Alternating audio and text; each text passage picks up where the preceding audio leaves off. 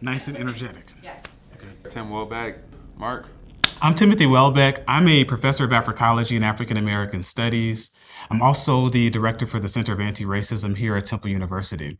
When I'm not doing all of that, I love to read comic books. Oftentimes, we will skim through comic books and think about it's something that we do in our leisure, but comics are more than that. They embrace and delve into various societal issues and themes and symbols. And so much of what we talk about in my classes in the Africology department come to life in the pages of these comic books.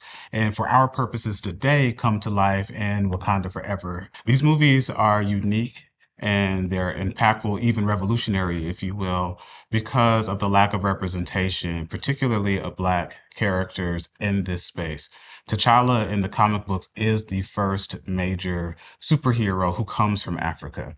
And not only does he come from Africa, but he comes from the most powerful civilization in the known world. Not only are they technologically advanced, but sociologically they're advanced as well.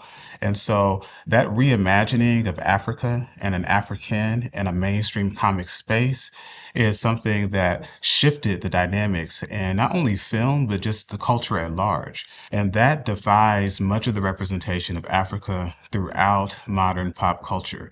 If you consider things like Tarzan or Zulus, these are older films and television shows that depicted Africa in very primitive and debased ways. Or if you look at even things like cartoons like Jungle Jitters from Looney Tunes that depicted Africa as a land teeming with savages who were eating each other and living in the dark ages. Wakanda represents Africa in its fullest glory, and in some ways, the Afrofuturist imagination of what Africa could be. You have this technologically advanced society, this kingdom that has never been conquered.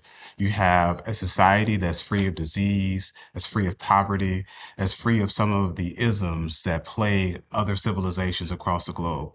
So we don't see patriarchy or sexism or racism, but we see this broader sense of humanity acknowledged and affirmed. We see that in an array of different ways. The women are fully actualized people. They're not props to advance storylines or secondary ancillary characters.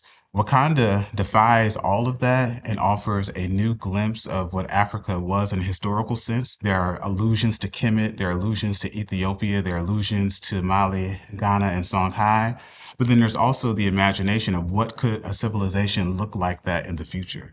And so that representation is vital in order to shift the narrative of what Africa is and can be.